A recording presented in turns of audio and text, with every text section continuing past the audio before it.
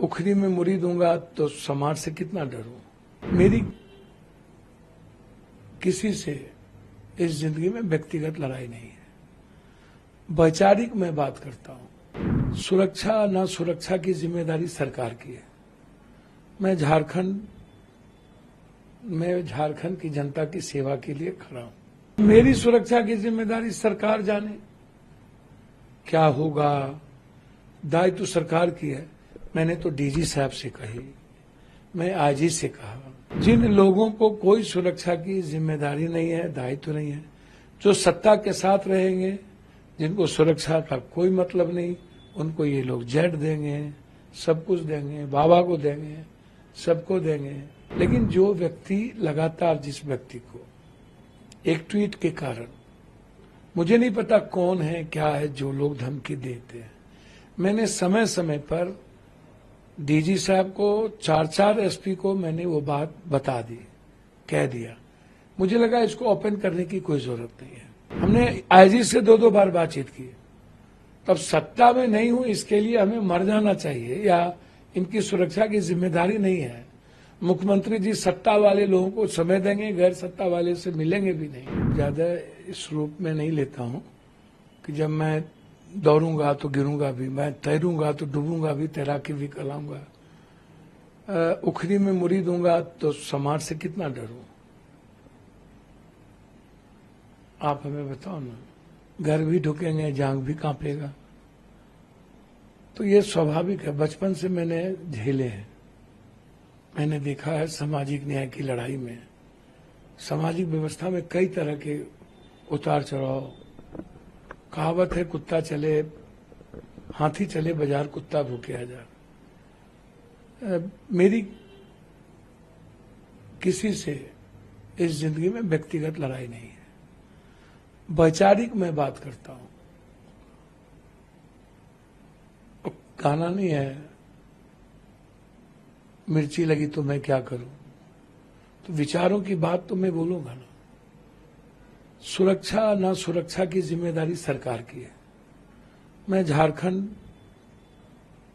झारखंड की जनता की सेवा के लिए खड़ा हूं, लड़ रहा हूं। हेमंत सोरेन जी झारखंड का बेटा है,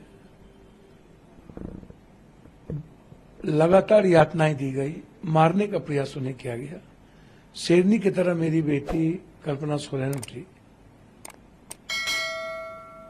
और मुझे लगता है कि आज आम लोगों की आवाज बन चुके हैं। देश के हित में झारखंड महागठबंधन के लिए मैं यहां काम कर रहा हूं, अपने कर्तव्यों का काम कर रहा हूं। अब मेरी सुरक्षा की जिम्मेदारी सरकार जाने, क्या होगा दायित्व सरकार की है। मैंने तो डीजी साहब से कही, मैं आईजी से कहा, मैं सीएम साहब से कई बार मिलने का प्रयास किया, नीतीश बाबू से। मैं उनके चीफ सेक्रेटरी से बातचीत की सुरक्षा को लेकर के। जिन लोगों को कोई सुरक्षा की जिम्मेदारी नहीं है, दायित्व नहीं है, जो सत्ता के साथ रहेंगे, जिनको सुरक्षा का कोई मतलब नहीं, उनको ये लोग जेट देंगे, सब कुछ देंगे, बाबा को देंगे, सबको देंगे।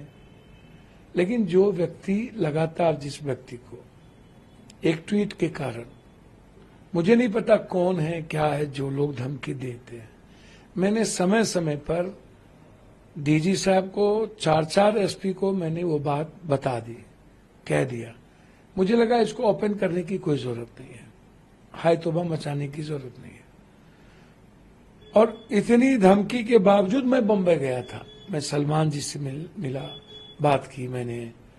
उस दिन रात में डिनर था मेरा। मैं बाबा सिद्दीकी के परिवार से मिला, फिर हम आए। तो ये सामाजिक जीवन में, पारिवारिक जीवन में व्यक्तिगत काम है, वो हर व्यक्ति को करना चाहिए। दुख के घड़ी में रहना चाहिए। तो हम तो नहीं डरे, हम तो अपना काम कर रहे हैं।